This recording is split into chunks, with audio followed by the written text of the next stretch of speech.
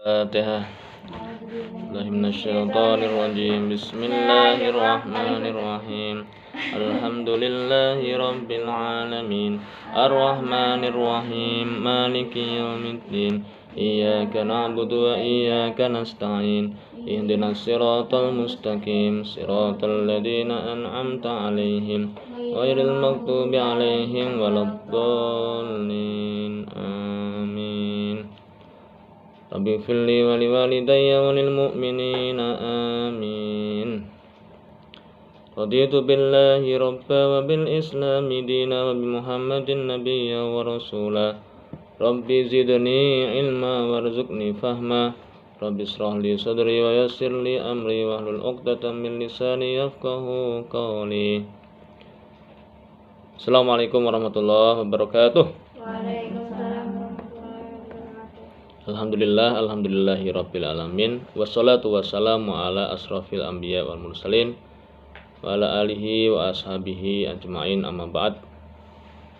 Allahumma anfa'na bima 'allamtana wa 'allimna ma yanfa'una wa zidna ilma. Qala ta'ala fi kitabil karim laqad kana fi qasasihim ibratul lil albab. Al-ayah. Sadaqallahul adzim. Alhamdulillah, di hari ke-25 di bulan Ramadan kembali kita melaksanakan kuliah subuh. Dan temanya masih sama, yaitu tentang Ummahatul Mukminin zaujati Rasulullah sallallahu alaihi wasallam.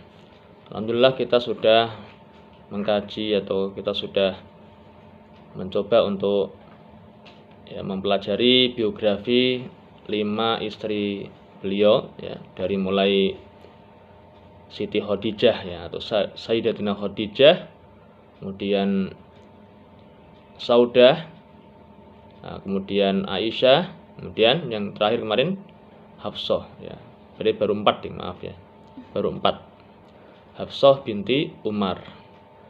Kita masuk sekarang ke istri beliau yang ke-5 dan ke-6 Sekali lagi, mari kita semangat untuk mengkaji sirah orang-orang terbaik, manusia terbaik, para nabi, kemudian juga sahabat nabi, istri-istri nabi, terutama adalah Ummahatul Mukminin zaujati Rasulullah SAW, yang kedudukan mereka adalah seperti halnya ibu atau ibunda atau bunda terhadap anak-anaknya, terhadap orang-orang mukmin. Maka kita perlu dan harus bahkan untuk mengenalinya, mengenali sosok-sosok mereka.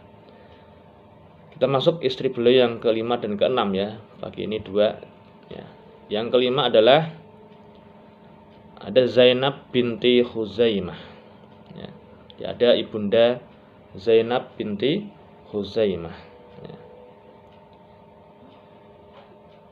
Bunda Zainab ini, Zainab binti Khuzaimah, ini harus diperjelas Zainab binti Khuzaimah karena nanti akan ada istri beliau yang lain yang namanya sama, Zainab, tapi Zainab binti Jahsi nanti.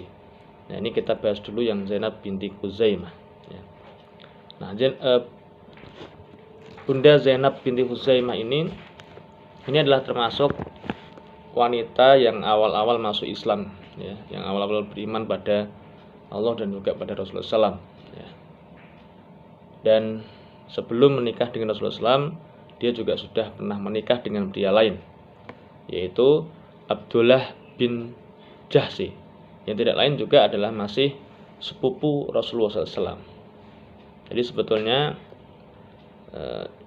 sebelum beliau menikah dengan Rasulullah SAW itu, tentunya beliau juga sudah menjadi saudara karena pernikahan, yaitu karena menikah dengan sepupu beliau, yaitu Abdullah bin Jahsi. Nah, kemudian ketika terjadi peperangan, disebutkan di sini adalah ketika itu adalah perang Uhud, Di perang Uhud itu, Abdullah bin Jahsi ini termasuk yang ikut di medan Uhud, dan memang semua sahabat itu ketika berangkat berjihad, maka tidak lain yang mereka cari justru adalah kesyahidan, jadi syahid, karena itulah menjadi keinginan, obsesi atau cita-cita tertinggi dari mereka, ya. Karena memang kondisi kematian terbaik itulah kondisi kematian di jalan Allah atau syahid fisabilillah, ya. Sehingga bukan mereka takut ya, tapi justru malah mereka semangat dan mereka dengan gagah berani menyongsong ya masa itu waktu itu. Ya, sebagaimana ketika suami Bunda Zainab ini ya berangkat ke Uhud, ya. Karena waktu itu bertemu dengan Sa'ad bin Abi Waqqas, ya. Nah, kemudian mereka saling kemudian mendoakan, ya, semoga kita termasuk yang mendapatkan syahid di jalan Allah di ya peperangan kali ini, ya. Dan dikabulkan oleh Allah, ya. Abdullah bin Jahsy kemudian syahid ya di Uhud, ya. Sehingga Zainab binti Khuzaimah menjadi seorang janda. Nah, Bunda Zainab binti Khuzaimah ini memiliki keutamaan yang luar biasa dalam hal perhatiannya terhadap orang-orang fakir dan miskin, ya, orang-orang kecil, ya, orang-orang yang miskin, ya, itu perhatiannya luar biasa, ya. Jadi perhatiannya itu melebihi dari yang lain-lain. Jadi setiap hari itu beliau ya lebih suka untuk kemudian berkumpul dengan orang-orang miskin, mensedekahkan hartanya, jadi hartanya disedekahkan kepada mereka semuanya. Nah, dan begitulah ya, itu sudah dilakukan sebelum beliau menikah dengan Rasulullah SAW. Itu sudah dilakukan seperti itu, ya, sampai ya beliau pun kemudian dikenal sebagai ibundanya orang-orang miskin, ya, ibundanya orang-orang miskin.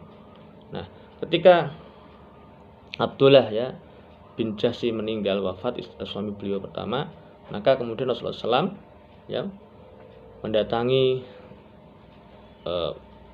Zainab binti Khuzaimah ini untuk melamarnya, ya, dan beliau menyerahkan mahar sebesar 400 dirham, ya, untuk menikahi Zainab binti Khuzaimah ini. Nah, dan lagi-lagi setelah menikah dengan Rasulullah SAW, nah, beliau juga tidak meninggalkan kebiasaan lamanya, yaitu mencintai, menyayangi orang-orang fakir miskin, ya, sehingga beliau justru lebih banyak ya beraktivitas di luar rumah, ya, bersama dengan orang-orang miskin, meringankan beban orang-orang miskin. Dan inilah yang kemudian menjadi amalan istimewa beliau, ya, sehingga dikenal dengan sekali lagi ibundanya orang-orang miskin, ya. Namun sayangnya adalah usia beliau tidak lama, ya, karena beliau kemudian sakit dan akhirnya meninggal. Jadi beliau meninggal sebelum Rasulullah SAW meninggal, sehingga ya beliau pun kemudian dirawat, disolati dan dimakamkan oleh Rasulullah SAW di makam Baqi, ya.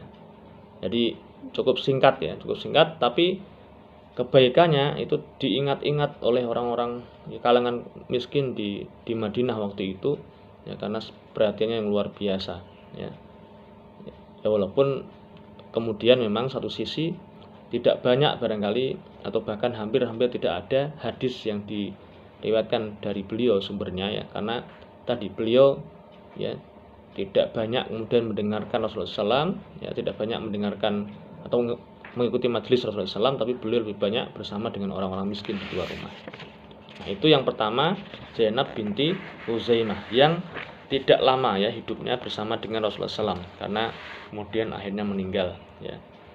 Nah, beliau dikumpulkan dengan ummahatul mukminin lain, yaitu di makam Baqi. Nah, kemudian yang berikutnya adalah istri beliau yang ke-6, ya. Tadi yang kelima, sekarang yang ke-6. Yang kelima di Zainab binti Khuzaimah, yang ke-6 adalah sekarang Ummu Salamah, ya. Di Ummul Mukminin Ummu Salamah, ya. Ini dikenal dengan Ummu Salamah, ya, karena putranya yang pertama Salamah, ya. Nah, nama aslinya siapa? Nama aslinya adalah Hindun binti Abu Umayyah, ya. Di Hindun binti Abu Umayyah. Nah, itulah nama aslinya, ya, Hindun. Tapi dia lebih dikenal ya dengan kunyah, dengan panggilan Ummu Salamah, karena putra pertamanya adalah Salamah. termasuk juga suaminya ya, suami yang pertama sebelum Rasulullah SAW itu juga akhirnya dikenal dengan Abu Salamah ya, di Abu Salamah. Siapakah Abu Salamah itu? Nama aslinya adalah Abdullah bin Abdul As'ad ya. Lagi-lagi karena punya putra tadi pertama Salamah, maka disebut sebagai Abu Salamah. Nah, begitulah memang ya. Nah, Abu Salamah sendiri memiliki kedudukan yang cukup istimewa dengan Rasulullah SAW ya. Kenapa? Nah, karena diantaranya ketika dulu bayi itu adalah pernah sepersusuan dengan Rasulullah SAW ya, di waktu awal-awal beliau lahir ya.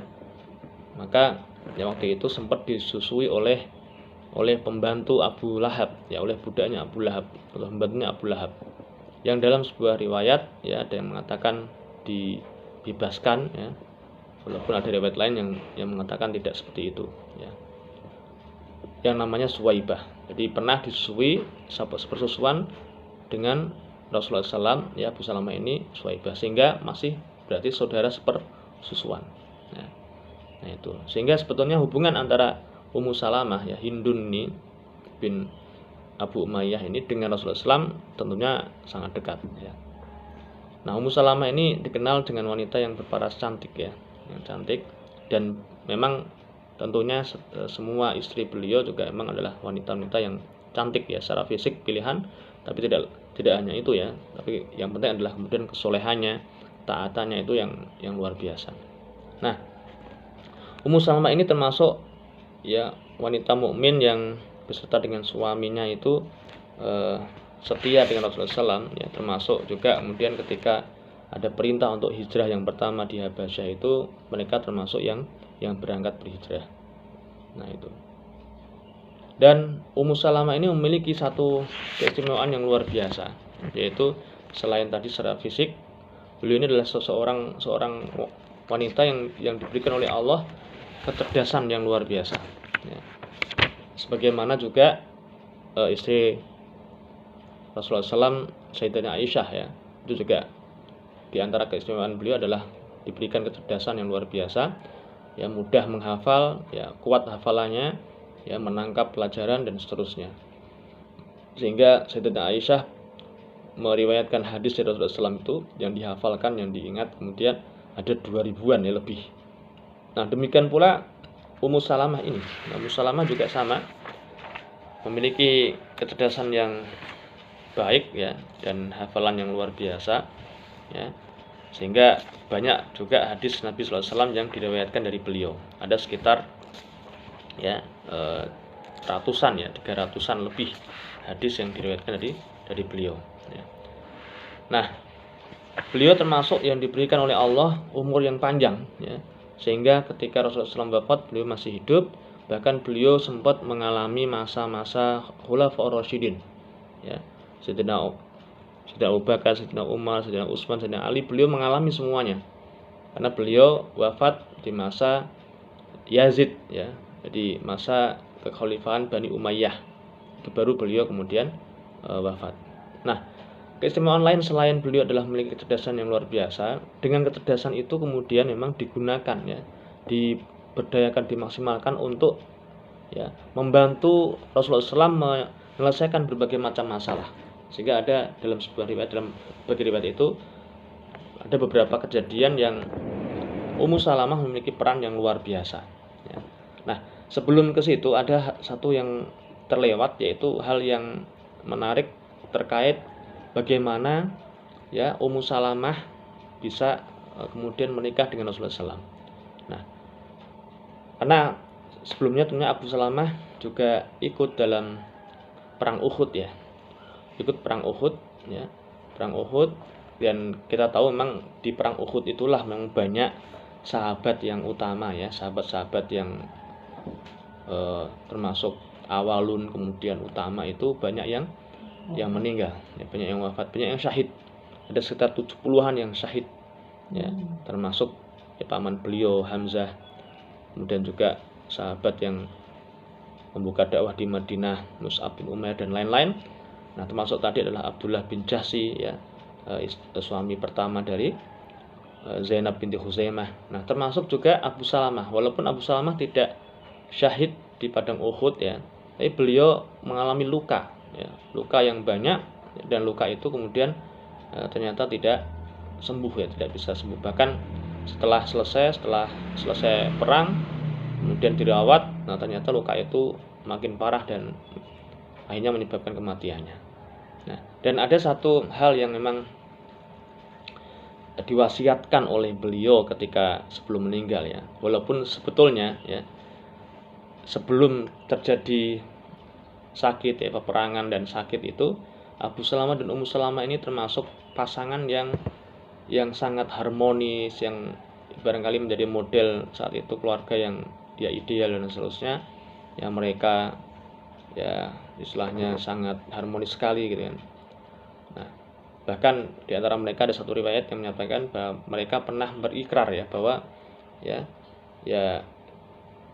siapapun yang kemudian ya meninggal lebih dulu maka tidak akan menikah lagi, ya. Namun ternyata ketika Abu Salamah, ya, menjelang wafat itu, beliau kemudian berwasiat, ya, kalau aku meninggal duluan maka aku ingin engkau, ya, menikah dengan pria yang lebih baik, gitu. Itu yang disampaikan oleh Abu Salamah kepada Ummu Salamah. Nah, maka Ummu Salamah sebetulnya tidak ada niatan untuk menikah lagi, ya. Namun ketika ada wasiat tersebut, ya, dan Rasulullah SAW pun kemudian ketika ya takjiah, ketika takjiah itu mengajari satu doa, dan doa inilah yang kemudian nantinya akan menjadi istilahnya panduan, ya, dan dipraktekkan oleh Ummu Salamah, dan Ummu Salamah mendapatkan dari doa ini, hasil dari doa ini, yaitulah doa istirja, ya, innalillahi wa inna ilaihi rajiun, Allahumma jurni fi musibati wa akhlifli khairam minha. Sungguhnya kita milik Allah dan kepadanya kita kembali. Ya Allah, ya Allahumma ajurni, ya, berilah aku pahala dari musibati, dari musibah yang menimpaku, wa akhlifli khairam minha, dan berilah aku pengganti yang lebih baik darinya, ya. Dan benar, setelah yaitu doa itu diamalkan oleh Ummu Salamah, maka setelah masa iddahnya berakhir, Rasulullah SAW datang melamar Ummu Salamah, sehingga Ummu Salamah akhirnya menjadi istri baginda Rasulullah SAW.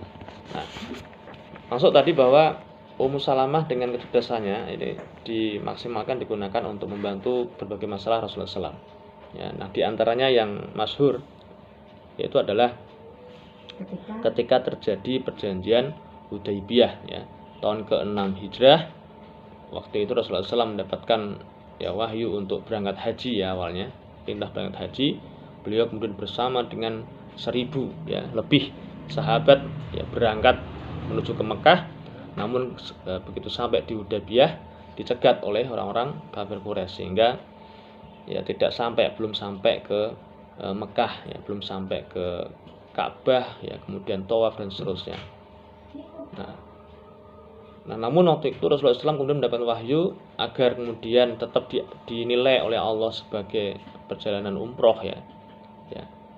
Maka dia itu adalah bercukur dan berkorban. Nah, Rasulullah pun kemudian menyampaikan itu pada para sahabat, ya, setelah selesai urusan dengan kafir Quraisy, terjadi perjanjian Hudaybiyah, maka Rasulullah SAW mengumumkan, ya, menyampaikan pada para sahabat waktu itu yang ikut semuanya, ayo kita sekarang bercukur dan korban. Sampai 3 kali Rasulullah SAW mengatakan demikian, tapi tidak ada satupun sahabat itu yang bergeming, ya, yang melakukan perintah Rasulullah SAW itu. Maka Rasulullah pun agak jengkel, kemudian masuk ke dalam tenda beliau, dan ketika dan kebetulan saat itu yang diajak adalah Ummu Salamah, maka Ummu Salamah kemudian memberikan, ya, nasihat pada Rasulullah SAW, dan ya, inilah yang kemudian menjadi solusi dari masalah tersebut, ya. Sudah silakan, tidak perlu diulang lagi perintah, tapi silakan, ya, engkau keluar, engkau kemudian mencukur rambut di depan mereka, dan engkau, ya, mengorbankan, menyembelih, ya, unta yang telah disiapkan, ya. Dan itulah kemudian yang dilakukan oleh Rasulullah SAW, dan benar ternyata setelah itu para sahabat pun semuanya mengikuti, ya. Sehingga Ummu Salamah menjadi solusi atas permasalahan Rasulullah SAW. Nah, di samping itu juga ada lagi yang lain. Ada kemudian bagaimana tobatnya Abu Lubabah, ya, ketika terjadi dengan urusan dengan orang-orang Yahudi Bani Quraidah. Nah, kemudian juga ketika perang Tabuk ya, ada 3 sahabat ya, kemudian yang kemudian diasingkan ya, dan seterusnya. Itu Ummu Salamah cukup punya peran besar ya kepada mereka ya. Sehingga di antara kelebihan beliau adalah memiliki kecerdasan yang luar biasa. Nah, demikian barangkali secara sekilas ya 2 istri beliau, yaitu yang kelima dan keenam, Zainab binti Huzaimah dan juga Ummu Salamah. Nah, ibrah yang bisa kita petik adalah yang pertama adalah dengan segala potensi yang dimiliki oleh seorang wanita mukmin, maka berdayakanlah, maksimalkanlah potensi itu di jalan Allah. Ya, sebagaimana tadi misalkan Zainab binti Huzaimah ya, itu dengan potensi harta yang dimiliki, maka beliau ya kemudian mensedekahkan semua hartanya itu kepada orang-orang miskin ya.